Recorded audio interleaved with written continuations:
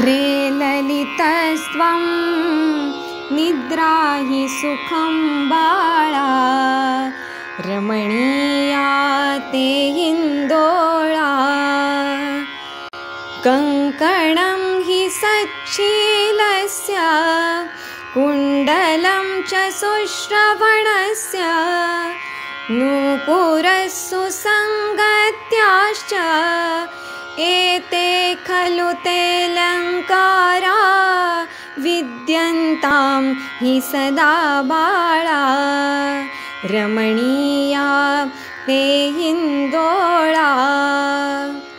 रे ललितस्त्वं निद्रा हि सुखं बाळा, रमणीया ते हिन्दोळा।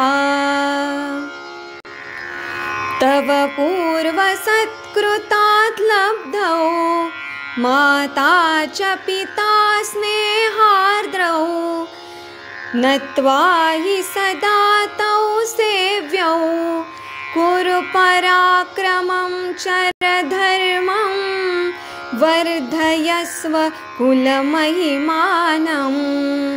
निजविश्वे त्वं दोलायां सुरमस्व, निद्रा हि स्वपिता चेष्व। रे ललितस्त्वं निद्रा हि सुखं बाळा, रमणीया ते हिन्दोळा, रमणीया ते हिन्दोळा, रमणीया ते हिन्दोळा।